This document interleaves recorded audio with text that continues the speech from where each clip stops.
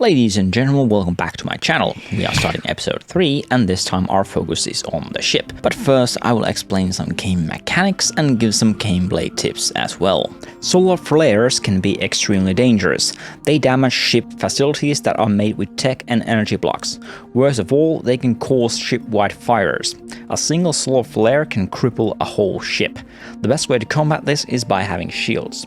Shields will take most of the damage and the ship can be mostly unharmed by the flare. This means that nebula sectors can be very dangerous for more advanced ships as they zap the shields. Then the ship is vulnerable for asteroids, micrometeors, and solar flares.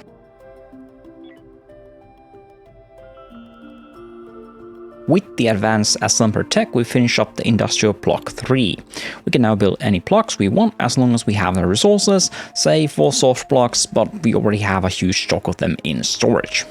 Being a softie is going to get me into trouble. I should probably be more careful on who I pick up. On the other hand, Tony can be useful in the industrial sector and maybe as a fighter pilot as well.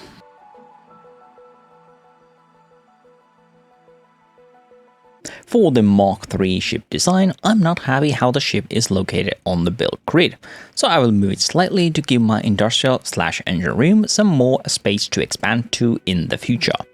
The way to do it is to drop from hyperspace and on the screen move the ship to the undeployed area. Then you can move the ship on the ship canvas and even expand the ship's size should you so wish. The aft extension eventually went into the Mark IV ship, but first let's talk a little bit about the Mark III ship. The aft of the ship has most of the industrial buildings.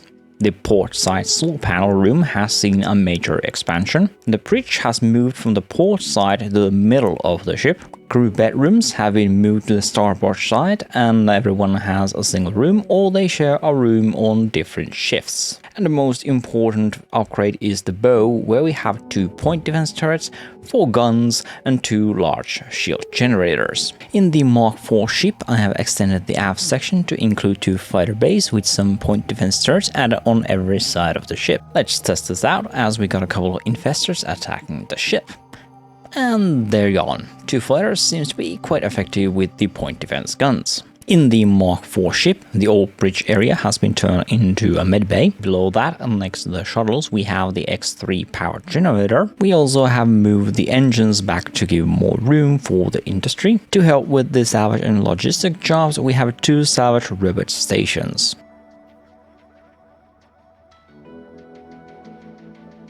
I am not pleased with our boarding crew's abilities. We need to start wielding laser weapons and have them on every member if possible. That way we have a better hit chance and taking out bots and chimps from range will become easier.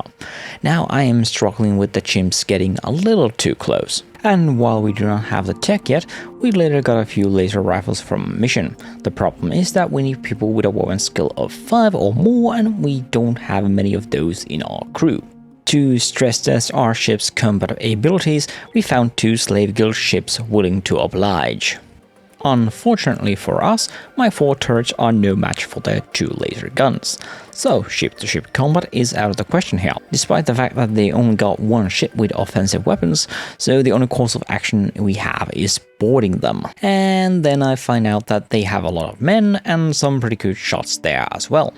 Yeah, this fight was not going well and it wasn't just this one time. I lost several times here until I just had to admit defeat and retrieve from the sector. So the ship needs to be upgraded as well as my crew's gear. Back to the drawing board. This is another fight later on. The ship now has 2 laser turrets on the aft section and this time our ship can take the enemy ship down. Unfortunately, I got greedy and decided to board the ship instead of destroying it. This led to the death of Sable. I had just saved the game as I noticed this, and as the hull was rather huge and the battle long, I decided to take it as a lesson.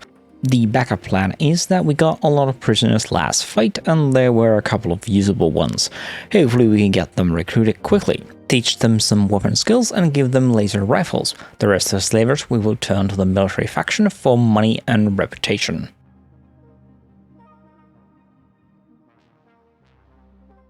In this segment, I want to concentrate on the ship design philosophy I have. First, we start with the most important resource we have, the crew and their work to travel ratio. and these tips apply to pretty much any game with similar mechanics. To begin, we need to look at their schedules. The primary schedule is divided to work, leisure, and sleep. We are interested in the leisure and sleep bracket here. While work is what you want your crew to do, in order to perform and do it well, the crew needs to sleep well, eat well, and visit the toilet. A crew that is constantly dealing with mental breaks should be avoided. To do that effectively, you should consider the distances between these three areas: the bedroom, the mess hall, and the toilet area. The crew members can visit the toilet in the night, so easy access means more sleep. Toilet visits also disrupt the sleep of others, so individual bedrooms should be preferred. I could place a toilet in the mess hall as well, but I find that to be rather off-putting, so we have a separate toilet area.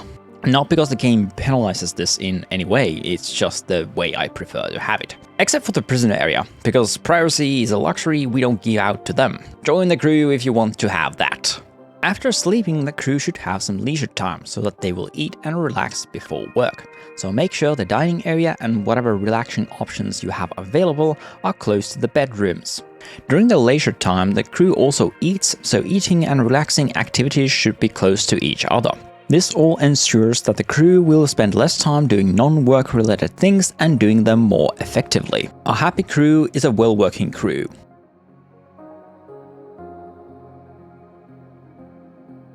The mess hall, or more specifically, the kitchen, needs to be supplied with food, so it would be advisable to place the ship's greenhouse, or at least the food storage, right next to the kitchen. And it might be a good idea to make sure the greenhouse is sealed off from the rest of the ship. This way a fire in the ship will not affect the greenhouse room unless it happens in that room, in which case you will lose the crops anyway. This all will save you water and fertilizer.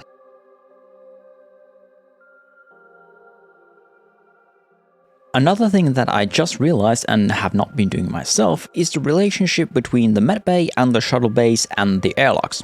Most injuries happen either outside the ship or in the airlock room where enemies will try to board the ship. So make sure the medbay has easy access to both the shuttle bay and the airlocks. I believe there are more room relationships that we could be discussing, but these were the most important ones that I could think of. I might draw a flowchart of these in the future if I have the time. However, now it is time to move forward with the game, but that is for episode 4. Thank you all for watching, bye for now.